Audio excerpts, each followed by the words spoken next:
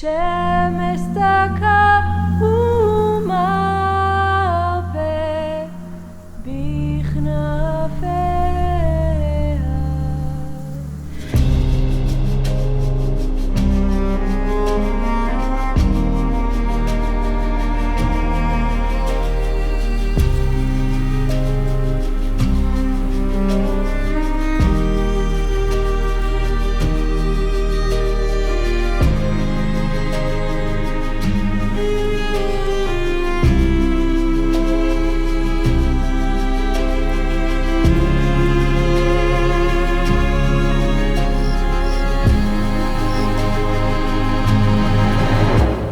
I emphasized last time, at the conclusion of the last video, that the rabbinic interpretation of Scripture understands the book of Ruth as a prophecy. And we have now Ruth chapter 2 verse 14 before us, where it is written, Boaz said to her, to Ruth at mealtime, "Come here, eat of the bread, dip your bite into the fermented," I translated, dip your pitta into the hummus. And she said at the side of the reapers, he reached her roasted kernels, she ate, was full, and even left over. We have seen Ruth thanking Boaz for his attention, grace, and generosity, and how he then invites her to dinner. And then he says to her, eat of the bread. And the Midrash Yalkut Shimoni, it's a medieval Midrash, notes here very short and says, it is from the bread of the kingdom. And then the text, the biblical text continues, dip your pitta into the hummus, and it's good to see here the image of dipping a piece of bread, oriental bread, into this soup, whatever it is. And the Yalkut Shimoni, the medieval Jewish commentary, explains that his kingdom, I quote here, his kingdom was torn back and forth for an hour. As the first Redeemer, so the other, the later, the last Redeemer, he was covered and returned and was revealed. Actually, if I listen to these Orthodox medieval rabbis, it sounds that somehow, in a hidden way, they point at what happened to Yeshua, to Jesus. He came, and then he was covered. So, as the Apostle John reports, they were not able to see him, even if they would have wanted. And we believe that he will come again, he will return, and will be revealed. How did Jewish tradition come to think that this had a messianic dimension when Ruth dips her piece of bread into the wine vinegar at the invitation of Boaz?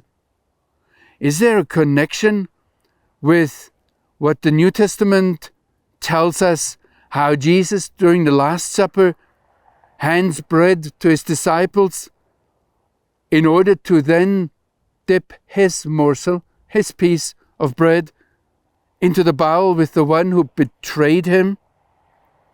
Or is there a connection when the dying Yeshua, the dying Jesus on the cross, cries out and they quench his thirst with vinegar?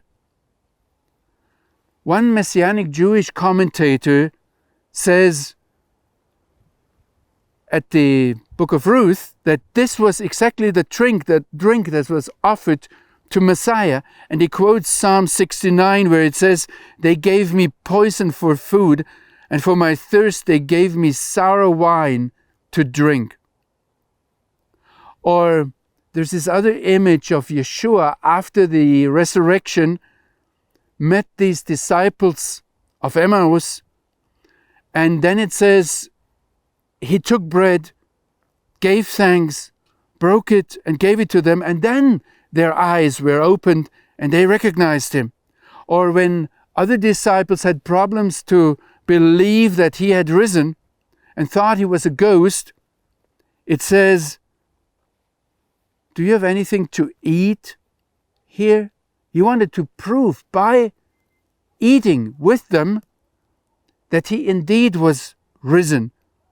And the same thing again happened at the Sea of Galilee just before his ascension, that he invited them for a meal. Now, these medieval Yalkut Shimoni, or perhaps older Jewish interpreters of Scripture, they connect the statement in Ruth 2:14 when it says that Boaz gave to Ruth these roasted kernels. They connect it with an account of the Judean king Manasseh. And it says there in Scripture that he, the Lord, heard his supplication and established him in Jerusalem, into his kingship. And then Yalkut Shimoni says, here we talk about King Messiah. Now we have to know that this Manasseh, he was the son of King Hezekiah. He was a descendant of Ruth and of the anointed successor, David. He had become completely pagan, Gentile. And then he had disappeared in the Assyrian captivity. Later on, his successors did exactly what, from a Jewish point of view, the vast majority of Christianity does. They worship the God of Israel, but in detouring through their pagan customs. Now, Manasseh was reinstated to his kingdom, centered in Jerusalem. How come Messianic, Orthodox, rabbinical commentators connect this with the Messiah? I do not know. I can only guess. But I observe these indications and these hints and how they correspond with what the New Testament tells us. And I hear that rabbinic commentators read the book of Ruth as messianic prophecy.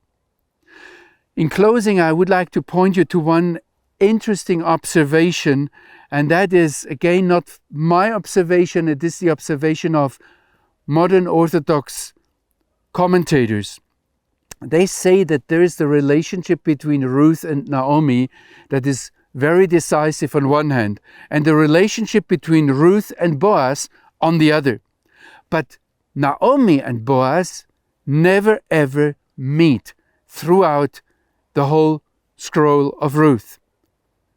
But Ruth's relationship with Boaz is decisive for Naomi, and she works as an intermediary between Boaz and Naomi. And then Boaz provides for Ruth, and Ruth has to provide for Naomi as an intermediary.